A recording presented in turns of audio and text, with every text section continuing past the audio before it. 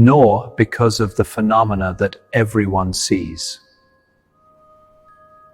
but because of what remains afterward, the smell of blood and iron that lingers on your hand weeks. I am Father Mateo, an exorcist of the Holy Church for over 40 years. If you have the courage to listen to this until the end, like now, subscribe to the channel and activate the bell.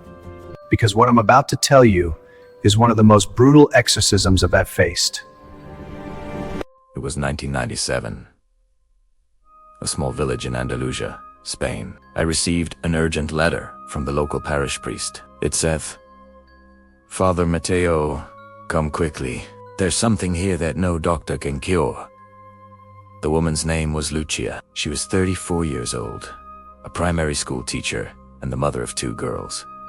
A normal person until everything changed. The first symptoms were strange. Lucia began to experience constant nausea. The doctors thought it was pregnancy or an ulcer, but when she opened her mouth during the consultation, she began vomiting nails. Large, rusty construction nails.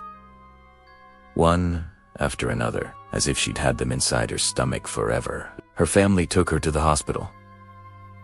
X-rays showed metallic shadows inside, but when they operated on her urgently, they found nothing.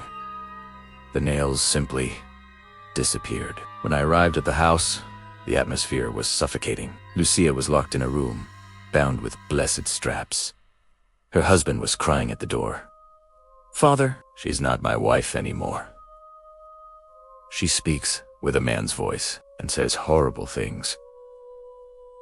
I went in. Lucia looked at me with completely black eyes, and she spoke in a hoarse, guttural voice that wasn't hers.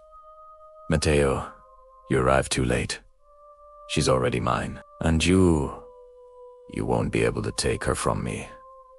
I began the ritual. After a few seconds, Lucia opened her mouth and began to vomit. It wasn't bile, it was nails. Large, rusty nails, covered in blood and black bile. They fell to the floor with a metallic sound I will never forget. 1, 2, 5, 10. Nails. Between archway and archway, the demon laughed. These nails are the ones she swallowed herself when she was a child. When she played witch with her friends, when she made the pact. The family was horrified. Lucia had never told this, but her mother, trembling, confirmed. When she was 12 years old, Lucia and her friends performed a ritual with blood and a mirror, and since then she kept nails for protection. There were 12 sessions. 12 nights of hell. In one of them, Lucia vomited more than 40 nails. We counted them. On other days, it was pieces of glass, wires, needles, all rusty, all bloody. Her body swelled and shrank as if something was moving inside. One night, she levitated completely, hanging a meter off the ground, with her mouth open, vomiting non-stop. The demon spoke directly to me. "You also swallowed something, Mateo. Swallow your pride, or she will die with my nails in her heart." In the last session, I brought a relic of the holy thorn and soil from Calvary.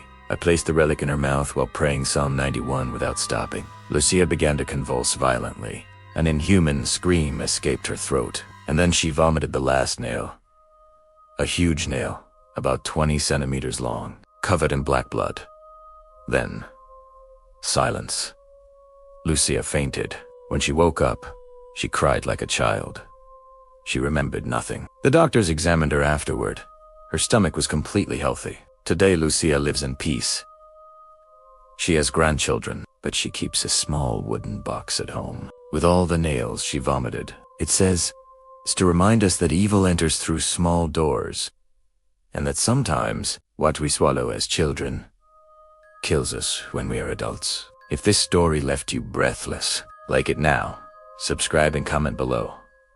I swallowed something too, because we all open some door. And evil never forgets. May God deliver us from what we swallow unknowingly. Based on experiences that forever marked Father Mateo. Strong content, only for those who are brave. Activate the bell so you don't miss any cases. Like if you managed to listen to the end. Comment I swallowed something too if it gave you chills. Share with those who need to hear.